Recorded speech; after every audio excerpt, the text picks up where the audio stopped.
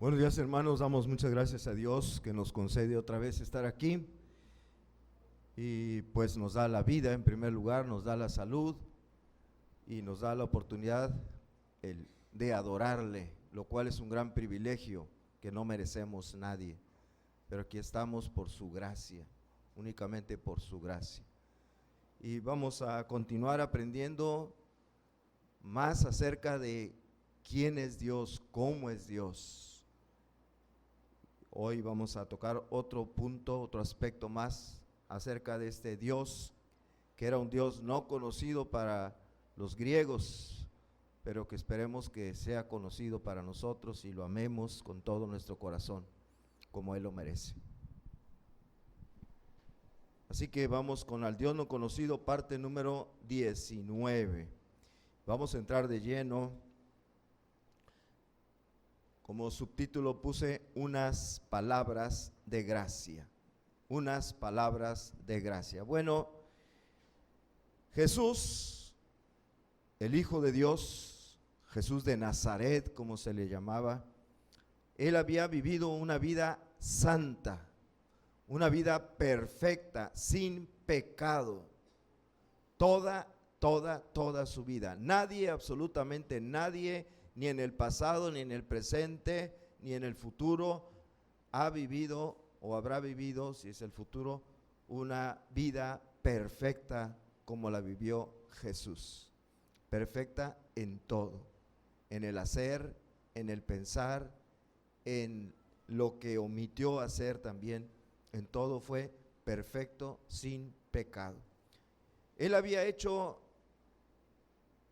bien, pero muy bien a muchísimas personas.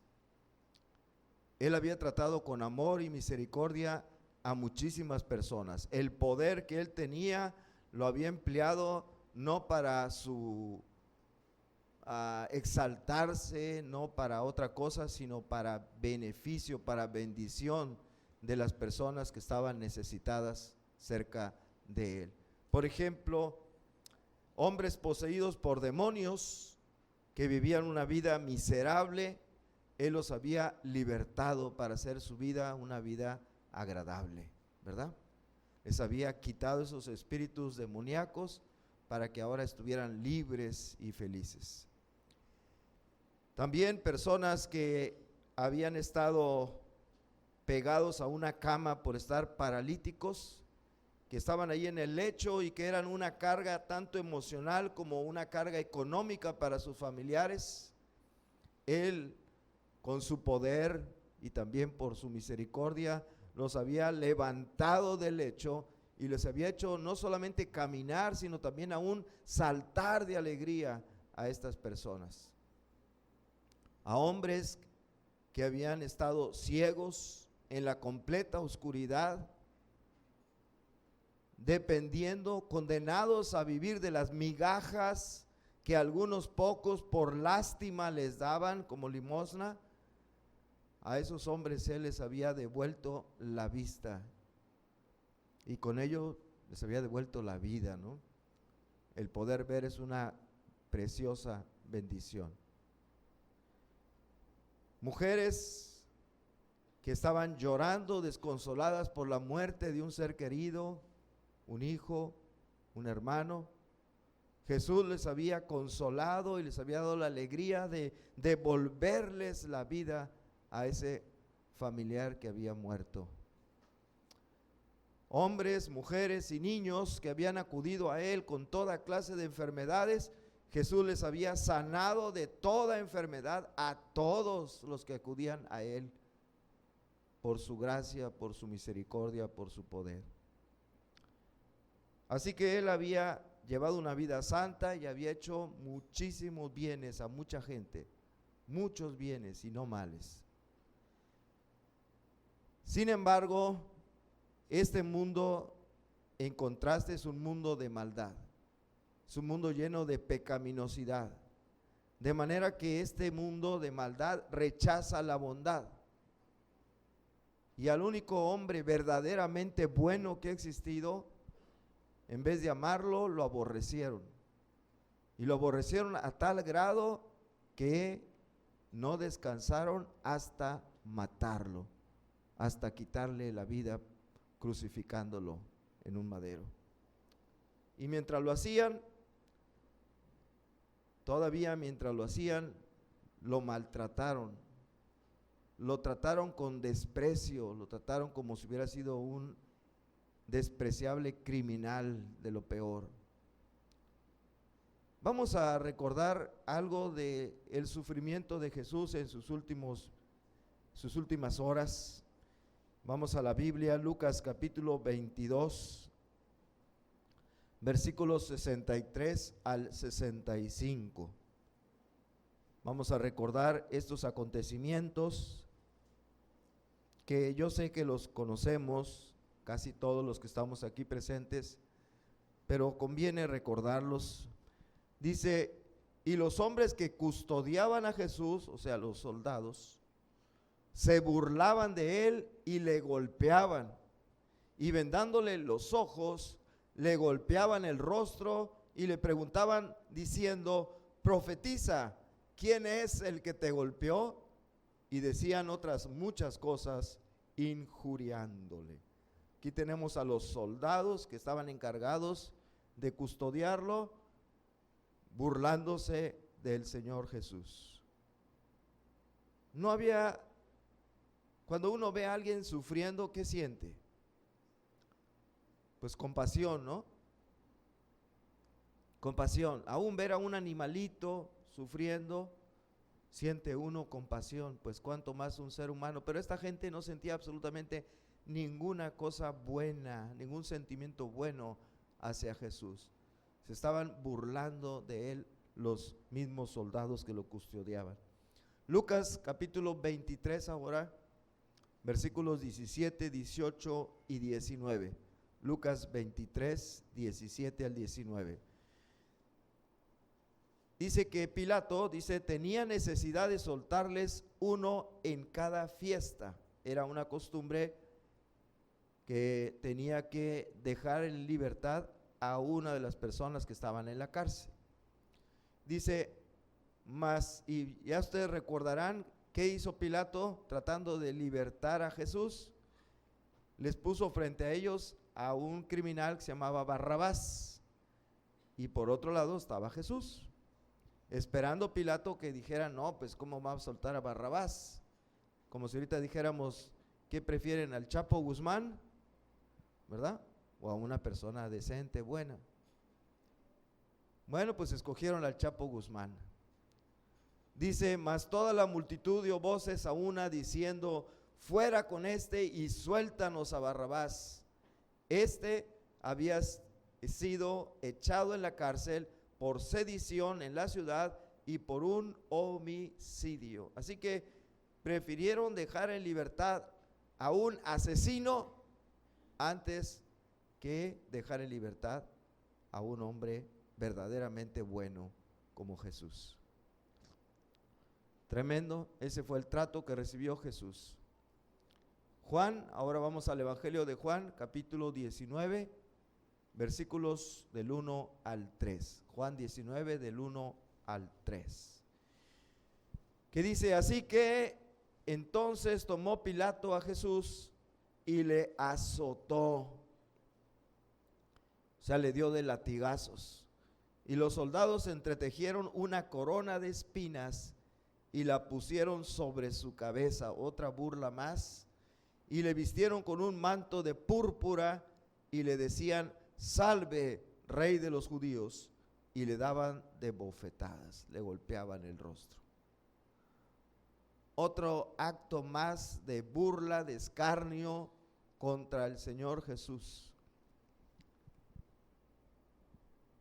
Primero lo dieron de latigazos, después le pusieron una corona de espinas en la cabeza, ya se imaginan las heridas que le causó y la sangre que empezó a brotar. Y luego todavía burlándose de él le pusieron un manto y le dijeron, salve, rey de los judíos, y lo abofeteaban. Juan capítulo 19, versículos 17 y 18. Juan 19, versículos 17 y 18 dice, y él, cargando su cruz, salió al lugar llamado de la calavera, y en hebreo Gólgota, y allí le crucificaron, y con él a otros dos, uno a cada lado y Jesús en medio. Así que finalmente a Jesús lo crucificaron, lo clavaron en un madero, levantaron el madero en alto y ahí quedó Jesús crucificado. Y uno pensaría, bueno, hasta ahí se acabaría el odio que le tenían a Jesús, un odio sin ninguna razón. No, todavía siguieron aborreciéndolo, aún estando clavado en la cruz. Mateo capítulo 27, versículos 39 al 44. Mateo 27, 39 al 44. Dice así: y los que pasaban le injuriaban meneando la cabeza y diciendo: tú que derribas el templo y en 3 días lo reedificas, sálvate a ti mismo. Si eres hijo de Dios, desciende de la cruz. Uno pensaría, la gente ya viéndolo crucificado, ya viendo satisfecho su deseo de odio, de verlo morir ahí en la cruz, ya con eso quedarían satisfechos y se aplacarían. No, seguían todavía diciéndole cosas estando ahí en la cruz. De esta manera también los principales sacerdotes, escarneciéndole con los escribas y los fariseos y los ancianos, decían: a otro salvó, a sí mismo no se puede salvar. Si es el Rey de Israel, descienda ahora de la cruz y creeremos en él. Confió en Dios, líbrele ahora si le quiere, porque ha dicho: soy hijo de Dios. Lo mismo le injuriaban también los ladrones que estaban crucificados con él.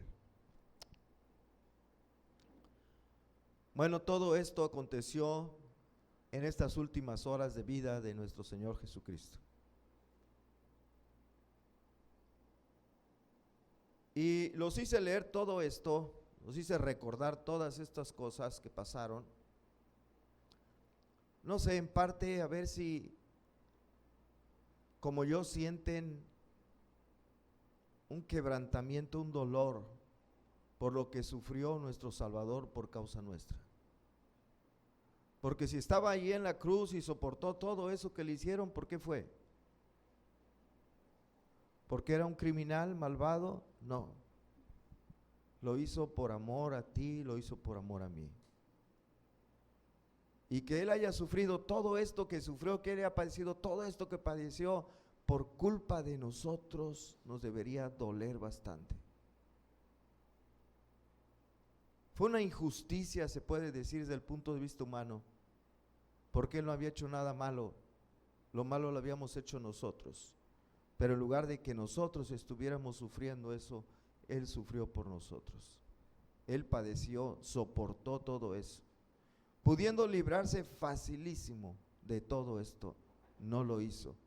Lo soportó, se quedó allí, que lo bofetearan, que lo golpearan, que lo azotaran, que le pusieran una corona de espinas, que lo clavaran en la cruz. Y ahí estuvo, por ti y por mí, por amor a ti, por amor a mí, por amor a todos los que Él quería que fueran salvos. Ahora, después de ver todo esto, creo que podemos comprender mejor las siguientes palabras que dijo Jesús en la cruz. Podemos comprender la magnitud de estas palabras que dijo Jesús en la cruz. Vamos a verlas en Lucas capítulo 23 y versículo 34. Lucas 23, 34. Y Jesús decía, ¿quieren repetir conmigo lo que decía? Padre, perdónalos porque no saben lo que hacen. ¿Cómo ven? Después de todo lo que le habían hecho y lo que le estaban haciendo, Él no dice la Biblia Jesús dijo, sino dice Jesús decía. ¿Qué diferencia hay? ¿Qué diferencia hay? La diferencia es que si lo decía, significa que lo estaba repitiendo. Lo estaba repitiendo: Padre, perdónalos, Padre, perdónalos, Padre, perdónalos, porque no saben lo que hacen. Jesús decía. ¿Ustedes dirían: Padre, perdónalos a una persona que lo está maltratando, que les está haciendo daño? ¿Serían capaces de decir: Padre, perdónalos? Él pudo haber dicho: Padre, que caiga fuego del cielo y los consuma a todos ellos. O Padre, que les pase como a Datán, a Abiram, que se abra la tierra y los trague vivos hasta el Seol. Pero no dijo: Padre, perdónalos, porque no saben lo que hacen. ¿Verdad que es conmovedor esto? Que él diga: Padre. Aquellos hombres lo habían juzgado injustamente y lo habían condenado. Aquellos hombres lo habían hecho a que fuera azotado con latigazos, lo habían abofeteado, le habían puesto una corona de espinas y le habían golpeado en la cabeza. Finalmente lo habían clavado a una cruz y luego lo habían levantado en alto para que el peso de su cuerpo todavía le hiciera más daño físico del que ya era simplemente estar clavado en el suelo. Y encima de eso no se conformaron con herirlo físicamente a Jesús, sino también lo estaban hiriendo ¿cómo? Verbalmente, ¿verdad? Luego a veces dicen que las heridas verbales duelen más que las físicas. Verbalmente se burlaban de él, le decían injurias, lo insultaban, lo maldecían. Y él reaccionando, en vez de reaccionar de una manera, maldecirlos o una cosa así, su reacción fue decir en oración: Padre, perdónalos, Padre, perdónalos, Padre, perdónalos.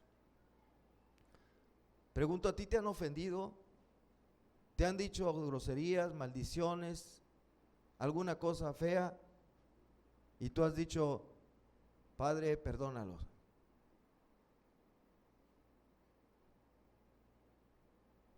Bueno, pues este es el Señor que nosotros tenemos. Ese es el Dios al que nosotros venimos a adorar hoy. Es nuestro ejemplo de vida, nuestro modelo para vivir. Es un Dios que ¿cómo es? Es un Dios que es perdonador. Dile al de al lado: Dios es perdonador. Dios es perdonador. Y es lo que vamos a aprender el día de hoy. Hoy vamos a conocer que Dios es perdonador. Y tú se supone que eres su hijo. ¿Y cómo debería ser entonces? ¿Cómo debería ser? ¿No oigo? ¿Y de veras eres perdonador? ¿O eres un falso hijo de Dios? Un farsante nada más. Dios es perdonador. Vamos a ver, vamos a desarrollar este punto. Romanos 3, versículo 23. Dice: por cuanto todos pecaron y están destituidos de la gloria de Dios. Todos pecaron. Y subrayé la frase: todos pecaron. ¿Y qué pasa como consecuencia? Están destituidos de la gloria de Dios. ¿Qué es lo que está diciendo este versículo de la Biblia? ¿Qué es lo que nos está alertando la palabra de Dios aquí? Nos está diciendo que todos los seres humanos sin excepción, hemos pecado innumerables veces. ¿Quién puede contar cuántos pecados ha cometido? Tan solo en este mes patrio de septiembre, ¿cuántos pecados? ¿Quién me puede decir cuántos pecados lleva? Y si juntamos todo el año 2019, todos hemos pecado un número que no se puede contar de veces. Ejemplos de pecados: hemos mentido, hemos codiciado, hemos maldecido, hurtado, unos una cosa, otros otra y otros todas las cosas que están aquí, ¿verdad? Mentido, codiciado, maldecido, hurtado, enojado, insultado, propagado chismes, adulterado ya sea de hechos o con el pensamiento, etcétera, etcétera, etcétera, etcétera. Yo pregunto, ¿hay alguien aquí que pueda decir con veracidad: yo nunca he pecado? ¿Alguien que pueda decir eso? Si alguien dice yo, ya cometió un pecado más, que es mentira. La mentira. Nadie, absolutamente nadie puede decir yo nunca he pecado. Nadie puede decir nunca he pecado, y por lo tanto, a causa de nuestros pecados, ¿qué sucede? Según Romanos 3:23, estamos destituidos de la gloria de Dios. Y si estamos destituidos de la gloria de Dios, ¿qué nos esperaría entonces? El día de la muerte nos esperaría ir al lago de fuego, a la condenación en el infierno. Eso es. Porque por causa del pecado, dice Romanos, estamos destituidos de la gloria de Dios. Pero bendito sea el Señor, ¿saben qué? Que Dios es perdonador. ¿No le dan gracias a Dios por eso? Que Dios es perdonador y Él quiere perdonar al pecador. Él te quiere perdonar a ti, Él me quiere perdonar a mí de todos nuestros pecados, los del pasado, presente y futuro. Dios es perdonador. Si no, estaríamos totalmente perdidos ya. Ya ni para qué venimos a la iglesia, ni cantar, ni alabar, ni nada. No sirve de nada, nos espera el infierno. Disfruten lo que puedan esta vida, gocen lo que puedan esta vida mientras puedan y con lo que puedan, porque sigue el infierno después. Pero bendito sea el Señor, que Él es perdonador. Él es perdonador. Y esa verdad la encontramos en la Biblia, la palabra de Dios. Tanto en el Antiguo Testamento como en el Nuevo Testamento vemos que Dios es perdonador, porque dice la palabra que Él es el mismo ayer, hoy y por los siglos. Y qué bueno que así sea, que Dios sea inmutable, porque si Dios cambiara de opinión, no vaya a ser la de malas que nos mande al infierno. Pero Dios es perdonador. Vamos a verlo en el Antiguo Testamento desde el principio. Perdón en el Edén, le puse. Perdón en el Edén. Acabando de cometer su pecado Adán y Eva, de haber desobedecido a Dios, de no haberle creído a Dios y haber creído en el diablo y comido de ese fruto que Dios les había prohibido, Dios tiene que cumplir su palabra que les había dicho que les pasaría si comían de ese fruto. Sí, Dios cumplió su palabra porque Él es un Dios verdadero. Qué bueno que es verdadero. Pero al mismo tiempo que Él cumplió su palabra del castigo que les había dicho a ellos, y de ahí nos tocó a toda la humanidad, al mismo tiempo, fíjense, Él hizo dos cosas en donde mostró su misericordia al hombre y a la mujer que acababan de pecar. Fíjense, acababan de pecar y ya Dios estaba mostrando su misericordia, su perdón. Primero, anunció su plan para perdonar a la humanidad. Allá en Génesis 3:15 dice: y pondré enemistad entre ti y la mujer, y entre tu simiente y la simiente suya. Le está diciendo al diablo: esta te herirá en la cabeza y tú le herirás en el calcañar. ¿Qué está diciendo aquí la palabra de Dios? Aquí Dios está anunciando, en el mismo día que había pecado Adán y Eva, estaba anunciando cómo iba a perdonar a los seres humanos por sus pecados. Estaba anunciando que iba a venir alguien, el Mesías, que ha prometido desde este pasaje, Génesis capítulo 3, versículo 15, el Hijo de Dios, que sería Jesús de Nazaret, que vendría y dice que heriría en la cabeza a Satanás. ¿Qué quiere decir eso? Quiere decir, Satanás había introducido, por su engaño, había introducido el pecado en la humanidad, pero Jesús iba a venir para conseguir el perdón del pecado de la humanidad. ¿Me expliqué bien? Herir en la cabeza quiere decir que Jesús iba a venir a deshacer la obra maligna del diablo. El diablo introdujo el pecado, Jesús vino a liberarnos del pecado, a conseguir para nosotros el perdón de nuestros pecados. Y eso ya lo estaba anunciando desde el mismo momento en que el hombre y la mujer pecaron. Y en segundo lugar, otra cosa que me llama la atención es que otro acto de amor, de misericordia de Dios, es que Él probablemente mató a 2 animalitos cuando nunca había habido muerte. Mató 2 animalitos y con las pieles de esos 2 animalitos cubrió los cuerpos de Adán y Eva. Dice Génesis capítulo 3, 21, y Jehová Dios hizo al hombre y a su mujer túnicas de pieles y los vistió. ¿Qué hubieran hecho ustedes? Se portaron mal, hicieron, vete a la sácate de aquí, ¿verdad? Pero Dios no fue así, sino sacrifica unos animalitos y con sus pieles Él les confecciona los primeros vestidos que hubo en la humanidad para ponérselos a la medida, ¿verdad? Traje a la medida para Adán y para Eva.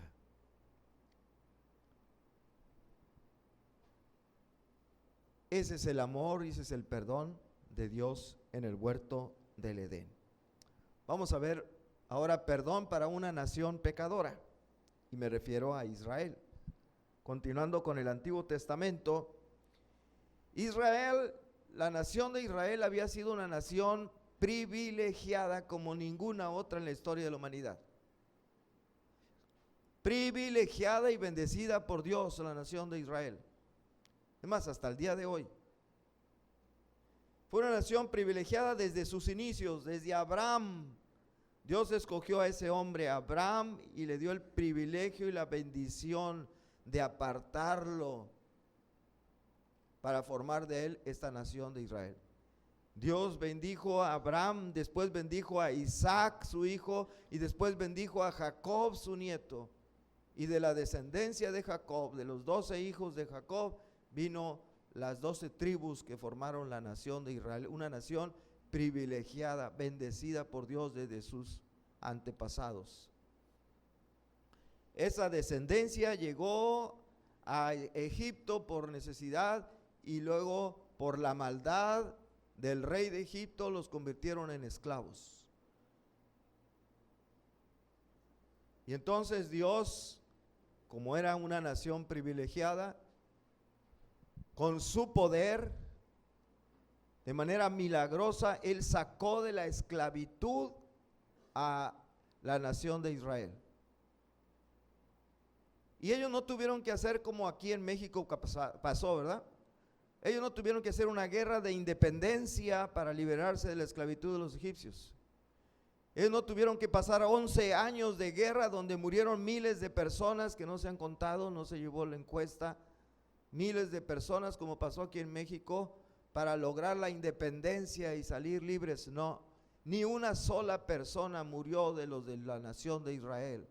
Ni uno solo tuvo que tomar un arma ni nada de nada, sino que Dios con mano poderosa, con milagros, los sacó de la tierra de Egipto de la esclavitud.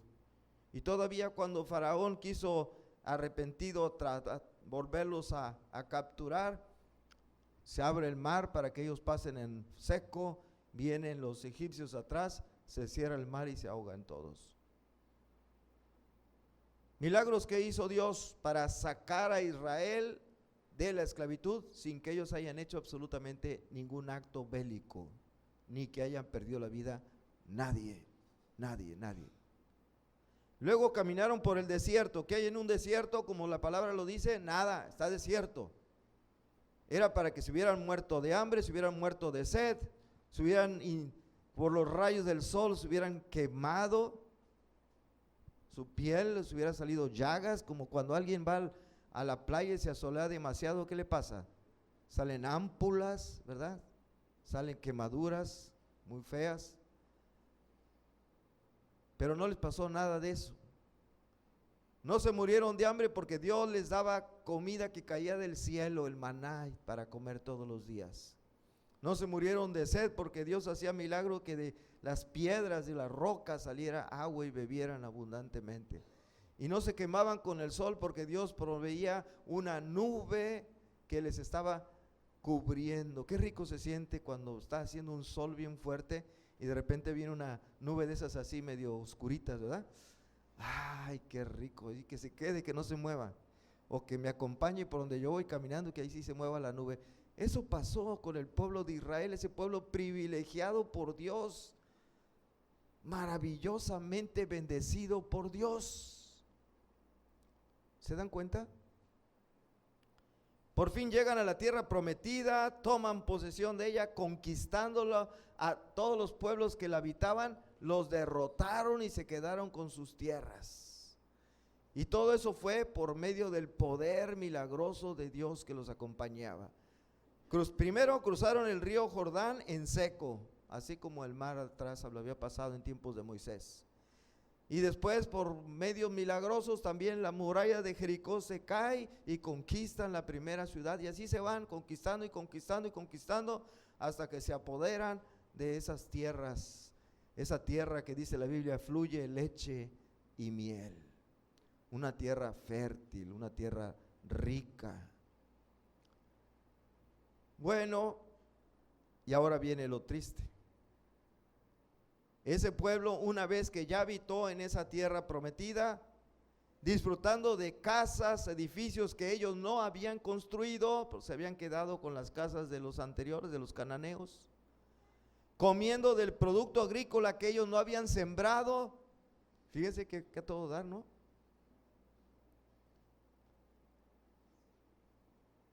Ya una vez que tienen todo eso, disfrutando de bienes materiales, de recursos de sobra, ¿qué pasó? Se olvidaron de Dios. Se olvidaron de Dios. Cualquier parecido con el hombre en nuestro tiempo no es coincidencia, ¿verdad? Así somos los seres humanos. Muchos, estando en necesidad, se acercan a Dios. Una enfermedad, una escasez económica, un problema matrimonial, quién sabe qué, se acercan a Dios. Cuando ya todas las cosas están muy bien, están perfectamente y disfrutan todo, se olvidan de Dios.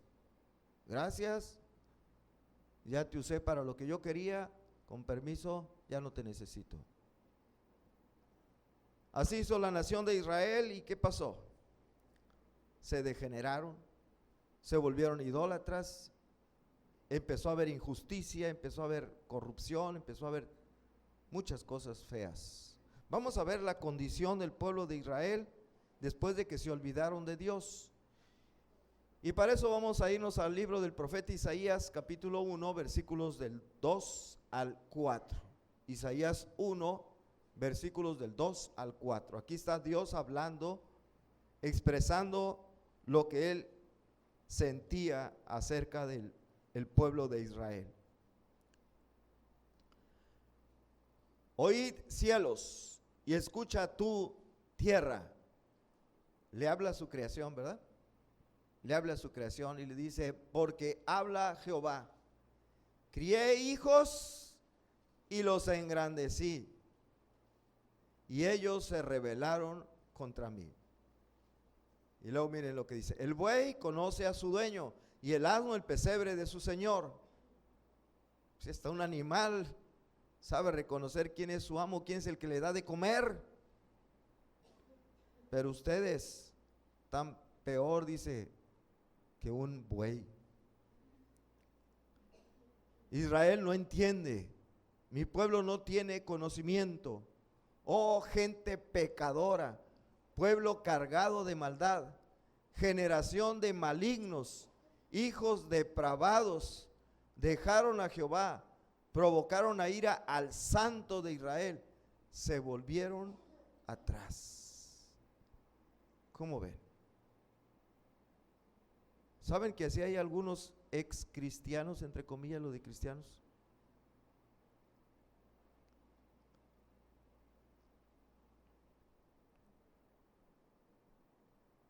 Crié hijos y los engrandecí y ellos se rebelaron. El buey conoce a su dueño y el asno el pesebre de su señor.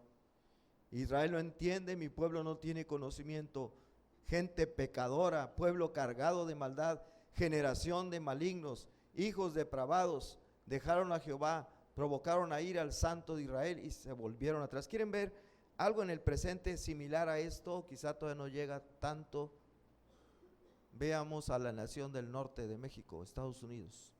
¿Cómo comenzó? Comenzó con cristianos que venían huyendo de la persecución de Europa y vinieron acá a América.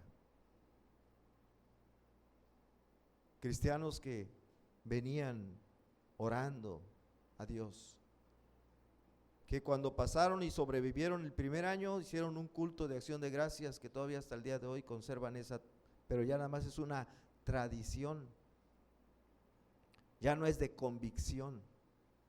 ¿Y qué está pasando con esa nación hoy día? Hoy día se están olvidando de Dios. ¿Cuántos verdaderos cristianos quedan ahí? México pues, empezó completamente diferente, así que no podemos hacer esa equivalencia. Pero sigamos viendo lo que dice Dios acerca de Israel en versículos 10 al 12. Miren cómo le llama, príncipes de Sodoma. ¿Cuál era el pecado de Sodoma que se menciona específicamente en la Biblia? La homosexualidad, ¿verdad? Quiere decir que esto estaba pasando en Israel también. Príncipes de Sodoma, oíd la palabra de Jehová, escuchad la ley de nuestro Dios, pueblo de Gomorra. ¿Para qué me sirve, dice Jehová, la multitud de vuestros sacrificios? Hastiado estoy de holocaustos, de carneros y de cebo de animales gordos. No quiero sangre de bueyes, ni de ovejas, ni de machos cabríos.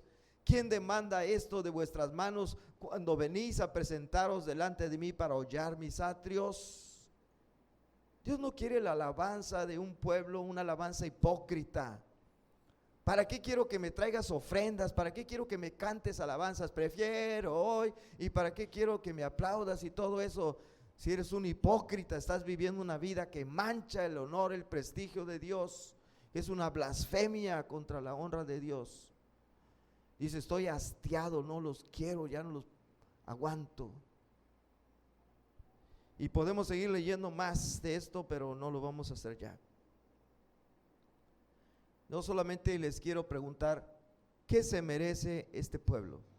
¿Qué se merecía este pueblo de parte de Dios? ¿Qué se merecía? Yo creo que se merecía que Dios les pagara con la misma moneda, así como ellos lo abandonaron a Él, que Él los abandonara a ellos y los dejara para que los pueblos de alrededor los terminaran de destruir y de extinguir por completo, y que el día de hoy no existiera la nación de Israel, no hubiera ningún israelita, ningún judío ya. Así como ya no hay muchos de los cananeos que existieron en aquel tiempo, ya nadie sabe dónde están. Así debió haber hecho Dios con ellos. Me olvidaron, no me quieren, ya no quieren nada conmigo, pues yo tampoco quiero nada con ustedes, los dejo solos, dejo de protegerlos, dejo de bendecirlos y que se los coman los demás pueblos que están alrededor y los desaparezcan. Porque así como vive Israel el día de hoy, que están los libaneses y están los árabes y están los de iraní, todos los de Irak y todos, y los quieren destruir y no pueden porque Dios los está protegiendo. Así era en aquel tiempo, todos los pueblos alrededor los odiaban y los querían destruir, pero Dios los estaba defendiendo. ¿Qué se merecía? Que Dios dijera, échenselos, acaben con ellos, que no quede ninguno solo. Pero ¿qué hizo Dios? Dios les hizo un ofrecimiento. A este pueblo rebelde Dios les hizo un ofrecimiento. que consistía de dos cosas. Un ofrecimiento para perdonarlos. Primero, les pidió arrepentimiento. Arrepiéntanse. Miren, Isaías 1, versículos 16 y 17. Les dice: lavaos y limpiaos, quitad la iniquidad de vuestras obras de delante de mis ojos, dejad de hacer lo malo, aprended a hacer el bien. A ver, repitan: dejad de hacer lo malo, aprended a hacer el bien. Porque no nada más se trata de, ya no voy a hacer nada malo, sino ahora tengo que hacer lo bueno. Y ahora dice: aprended. ¿Cómo se aprende algo? Por ejemplo, un idioma X, ¿cómo se aprende? Yo no sé hablar alemán, de repente digo, voy a aprender alemán, agarro un libro, ¡zum! En 10 segundos y ya sé alemán. ¿Así es? ¿No, verdad? Empiezo poco a poco, y al paso de un niño, ¿en cuánto tiempo aprende a hablar?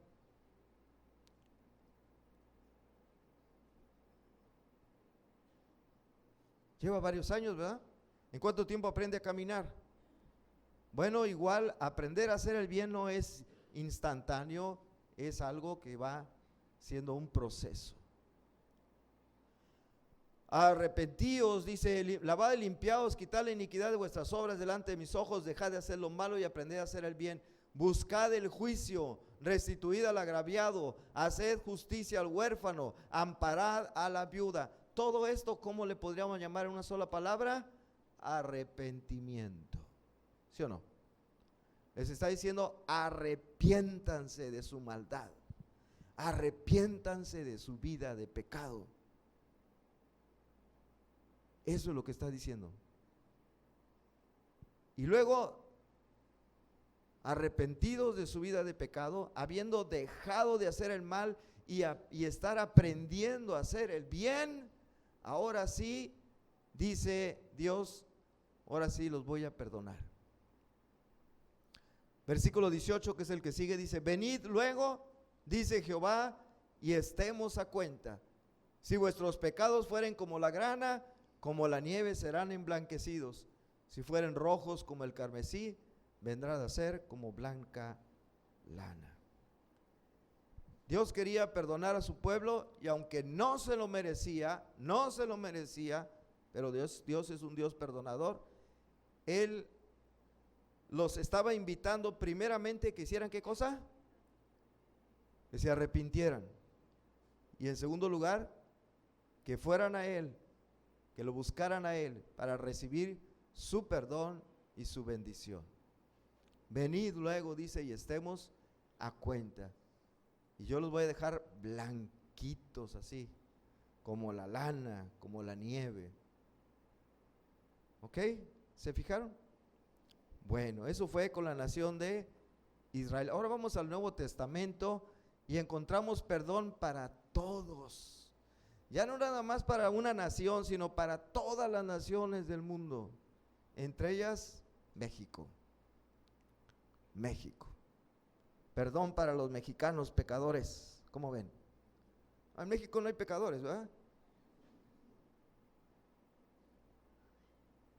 Perdón de Dios. En el Nuevo Testamento tenemos también un ofrecimiento de perdón por parte de Dios para el pecador de cualquier pueblo o nación. Y muy similar a la invitación que Dios hace en el libro de Isaías, tenemos en el Nuevo Testamento una invitación prácticamente igual. Y eso lo encontramos en unas palabras del Señor Jesús. En el Evangelio de Marco, capítulo 1, versículos 14 y 15. Marcos 1, versículos 14 y 15. Dice: después que Juan fue encarcelado, Jesús vino a Galilea predicando el Evangelio del reino de Dios, diciendo: el tiempo se ha cumplido y el reino de Dios se ha acercado. Y luego vean lo que les dice: arrepentíos y creed al Evangelio. ¿Cuál fue el mensaje de Jesús? a la gente: arrepiéntanse primero, dejen de hacer el mal y ahora hagan el bien, y luego crean el evangelio. Es que el día de hoy solamente se está predicando: cree el evangelio y serás salvo, y se olvidan del arrepentíos. Yo nomás voy a creer el evangelio y ya con eso ya soy salvo y puedo vivir como se me pegue la gana y seguir haciendo los pecados que seguía haciendo antes. No, el Señor dice: arrepiéntete y cree. ¿Está bien claro? Porque hoy día nomás predicamos la parte que nos gusta, que nos conviene. Cree el evangelio, cree en Jesucristo y serás salvo. ¿Sí? Ya nomás eso, sí, padre. Tengo otra mujer, voy a seguir con otra mujer aparte de mi esposa. Soy un tranza ahí donde trabajo, pues voy a seguir transando. Soy un mentiroso, un maldiciente, un borracho, un drogadicto, un homosexual, etcétera. Voy a seguir siendo, al fin que ya creo en Jesucristo, ya soy salvo, que a todo dar. Pero la invitación, el ofrecimiento para recibir el perdón, la vida eterna, es: arrepentíos y creed al evangelio. Y al creer al evangelio, esto implica automáticamente el perdón de los pecados. Miren esta otra cita, Lucas 24, también la dijo Jesús. Lucas capítulo 24, versículos 46 y 47. Dice: y les dijo: así está escrito, y así fue necesario que el Cristo padeciese y resucitase de entre los muertos al tercer día. Esto lo está diciendo a sus discípulos después de que él había resucitado y se les aparece. Así estaba escrito y ya lo cumplí, dice: y que se predicase en su nombre, ¿qué cosa? El arrepentimiento. Vuelve a repetir Jesús: arrepentimiento. Y ahora, en lugar de decir creed al evangelio, dice el perdón de pecados. Por eso les digo que al creer el evangelio es equivalente al perdón de pecados. Y luego dice: ¿qué más? ¿En dónde? En todas las naciones, comenzando desde Jerusalén. Por eso les dije que hoy se ofrece perdón. ¿Para quién? Para todos, para cualquier persona de cualquier nación. Jesús dice: hoy es el ofrecimiento de parte de Dios para perdonar a todo pecador de cualquier nación, no solamente de Israel, de cualquier nación, de cualquier país, de cualquier etnia. Pero las condiciones son arrepentimiento y creer el evangelio. El apóstol Pedro nos lo dice más clarito, Hechos capítulo 10, versículo 43. Hechos capítulo 10, versículo 43 dice: de este dan testimonio todos los profetas, o sea, de Jesús, que todos los que en él creyeren, ¿qué cosa? Recibirán perdón de pecados por su nombre. Por eso les dije: arrepentíos y creed, y ese creed significa recibir el perdón de los pecados. Pero previamente, ¿qué cosa es? El arrepentimiento. ¿Está bien claro? Y yo quise predicar este mensaje, bueno, uno si hubiera invitados, creo que ahorita no hay, pero los que estamos aquí, quizá no hemos o no se nos enseñó bien y dijimos: yo soy salvo porque yo creí en Jesucristo. ¿Y ya te has arrepentido? ¿Estás dejando de hacer el mal y estás aprendiendo a hacer el bien? No digo que de la noche a la mañana ya te convertiste en un santo, un perfecto, bueno, no. Estás aprendiendo a hacer el bien. Estás luchando todos los días por hacer lo que es bueno, correcto, agradable delante de Dios, y estás dejando atrás aquella vida de pecado que tenías antes. ¿Sí o no? Si no, no has entendido bien el mensaje de salvación. ¿Y qué necesitas? Arrepentirte. Arrepentirte. Bueno, vamos a la conclusión. Conclusión, dice: el pecador está destituido de la gloria de Dios y debería ser arrojado al infierno. Pero Dios es perdonador y quiere perdonar al pecador para que pueda ir al reino de Dios. Por esto envió a su Hijo, quien tomó forma de hombre. Dice la Biblia en Filipenses que siendo igual a Dios, no estimó el ser igual a Dios como cosa que aferrarse, sino que se despojó a sí mismo, así, ¿verdad? Tomando forma de siervo, tomando forma humana, y se ofreció en sacrificio en la cruz para el perdón de los pecados. Una vez muerto, fue sepultado en una tumba, pero resucitó con poder al tercer día y regresó nuevamente al cielo. Esto que está aquí es lo que se llama el Evangelio. Esto es el Evangelio. Que Jesucristo es el Hijo de Dios, que siendo Dios se hizo hombre para ofrecerse en la cruz para el perdón de nuestros pecados. Muerto fue sepultado, pero con poder resucitó al tercer día de entre los muertos. Se apareció aquí a sus discípulos como 40 días y después regresó, ascendió otra vez al cielo. Esto es el Evangelio. Esto es el Evangelio. Dios quiere perdonar al pecador y darle vida eterna. Sus condiciones son ¿cuáles? Número 1, arrepentimiento. ¿Qué quiere decir? Dejar de hacer lo malo y aprender a hacer el bien. Y la segunda condición es creer el Evangelio. ¿Qué es el Evangelio? Lo acabo de decir. Arrepentirse y creer el Evangelio. Dios es perdonador. ¿Quieres tú recibir el perdón de Dios? ¿Cuántos quieren que Dios les perdone todos sus pecados? ¿Qué debemos hacer? Dejar de hacer lo malo, aprender a hacer lo bueno y poner nuestra fe en lo que dice el Evangelio, que Jesucristo es nuestro Señor y Salvador. Amén. ¿De veras amén? Creer el Evangelio. ¿Quieres tú recibir? ¿Saben? Me acordé de, creo que alguna vez lo conté, o si no, se los cuento ahora. Esto sucedió en la vida real en Estados Unidos. Un hombre homicida fue juzgado y condenado a la pena de muerte.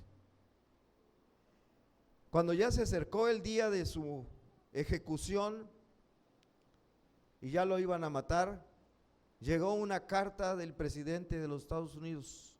Era un indulto. En esa carta el presidente le perdonaba la vida, que no lo mataran.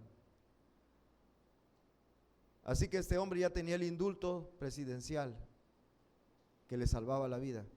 Y llegó y las autoridades leyeron el indulto y dijeron, bueno, pues ya no lo vamos a matar, porque ha sido perdonado por la máxima autoridad de nuestro país, que es el presidente. ¿Pero qué creen? Que este hombre dijo, no, yo no quiero ese perdón, yo no quiero recibir el perdón. Mátenme. Y entonces las autoridades se reunieron para decidir qué vamos a hacer. Aquí está una carta del presidente de la máxima autoridad del país que dice que se le puede perdonar a esta persona la vida. Pero él dice, no, yo no quiero que me perdonen la vida, yo quiero que me ejecuten. ¿Y qué creen que decidieron? Lo mataron. Le quitaron la vida. Dijeron, bueno, aunque aquí está el perdón, como él no quiere aceptar ese perdón, lo vamos a matar y lo ejecutaron. Hoy es lo mismo, la máxima autoridad del universo, que es Dios, está ofreciendo el perdón. Te dice, te quiero perdonar tus pecados para que tengas salvación, para que tengas vida eterna. Arrepiéntete y crea el Evangelio. Pero mucha gente del mundo dice, no, yo no quiero el perdón y me voy a ir al infierno. ¿Quieren el perdón de Dios de veras? Yo les quiero recordar lo que dice Juan 3:16. Y lo quieren repetir conmigo: porque de tal manera amó Dios al mundo, que ha dado a su Hijo unigénito, para que todo aquel que en Él cree no se pierda, mas tenga vida eterna. Les voy a decir cómo no dice. No dice para que todo aquel que en Él creyó. No está en pasado, está en ¿qué? En presente. ¿Tú crees hoy? No te pregunto si hubo un día en el pasado que creíste, que levantaste la mano, pasaste al frente, hiciste una oración confesando tus pecados y pidiéndole perdón a Dios. No, lo crees hoy. Hoy lo crees. Hoy lo crees. No ayer, antier o el año hace sin sabe cuántos años. Hoy lo crees. Levanta tu mano, dice: yo creo hoy en Jesucristo como mi Señor y Salvador. Eso es lo que dice Juan 3:16. El que en Él cree no se pierde, mas tiene vida eterna. Vamos a orar. Padre, te damos gracias. Gracias por tu palabra que nos conmueve mucho, porque siendo nosotros pecadores, mereciendo tu aborrecimiento, mereciendo que nos abandonaras a nuestra suerte y que fuéramos al destino que nos esperaba, que es el infierno, tú quisiste perdonarnos y hiciste todo lo necesario para que tuviéramos ese perdón a nuestro alcance. Enviaste a tu Hijo. Él sufrió, Él padeció las cosas más despreciables que puede hacer el ser humano en contra de otro. Y finalmente fue crucificado, murió. Pero cumpliendo con las profecías, resucitó de entre los muertos y regresó para estar al lado en tu trono. Y ahora nos dices: arrepiéntete y cree. Yo te perdono, te doy la vida eterna. Gracias, Señor, por las manos que se han levantado, que aceptan este perdón tuyo. Qué lástima que haya más manos que no se levantan, que no quieren este perdón que tú ofreces, que no creen, que no se arrepienten. Pero, Señor, rogamos por ellos. Rogamos porque tú, con tu amor y tu misericordia, sigas salvando a más personas y las sigas agregando a tu iglesia.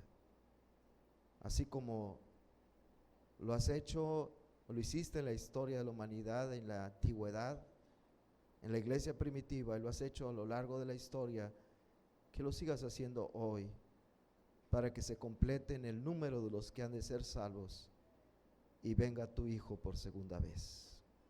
Gracias, muchas gracias. En el nombre de Cristo Jesús. Amén.